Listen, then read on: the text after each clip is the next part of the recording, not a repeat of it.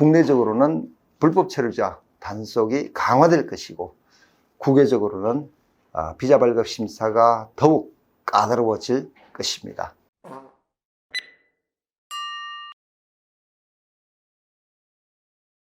안녕하세요. 한 주간의 미국 이민 뉴스 시간입니다. 오늘 전해드릴 소식은 미국에 체류 중인 소위 오버스테이 외국인이 85만 명을 넘어섰다는 소식입니다. 오버스테이란 말은 합법적인 체류 기간을 넘어서 스테이하고 있다는 의미이죠. 예를 들어서 방문비자로 미국에 입국하면 최대 6개월 동안 체류할 수 있는 기한을 부여를 받게 됩니다. 만약 체류 기한 연장 신청을 하든지 다른 신분으로 변경 신청을 하지 않는 상태에서 체류기한 6개월이 지났는데도 불구하고 미국을 출국하지 않고 여전히 남아있다면 오버스테이 하고 있다고 얘기할 수가 있습니다. 이번에 미국 국토안보부에서 이와 관련 유의미한 통계를 발표하였는데요. 참 그전에 참고로 아셔야 하는 것이 미국 비자나 미국 입국 관련 통계는 두 개의 기관을 통해서 확인할 수가 있습니다.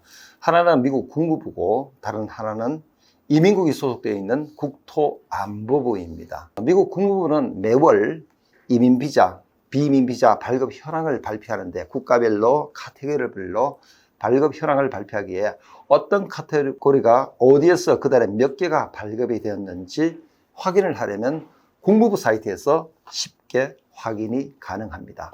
반면 국토안보부는 6개월에 한 번 정도 보고서 형태로 발표를 하는데요.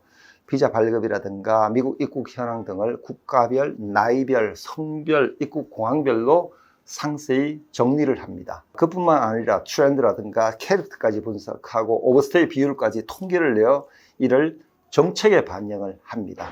이번에 발표한 국토안보부 통계가 바로 오버스테이에 관한 내용인데, 내용을 보니까 2022 회계연도 기간에 무비자 입국자를 포함해 다른 비이민 비자로 입국해서 체류기간이 만료가 되었지만 여전히 미국에 체류 중인 소위 오버스테이 외국인이 85만 명을 넘어섰다는 그런 내용입니다. 팬데믹 이전에는 70만 명 이하 수준이었다고 합니다. 국가별로 보면은 베네수엘라라든가 콜롬비아, 도미니칸 공화국 등 중남미 국가들과 중국, 인도 순으로 많았고, 한국 사람들은 방문비자나 무비자로 입국해 계속 버팅기고 계신 사람들의 수가 전체 입국자 대비 1%를 조금 넘는 수치라고 합니다. 문제는 팬데믹 종료로 입국자 수가 늘어나면서 오버스테이 외국인이 크게 늘고 있다는 사실입니다. 이러한 오버스테이 외국인이 계속 늘어날 경우 미국 정부 입장에서 취할 수 있는 정책은 크게 두 가지겠죠.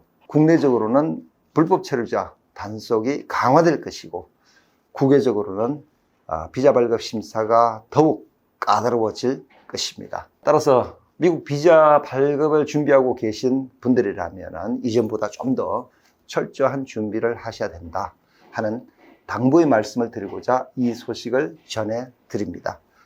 아무쪼록 한 번에 잘 통과하셔서 시간적, 금전적 로스를 줄이는 여러분들이 되었으면 하는 바람입니다.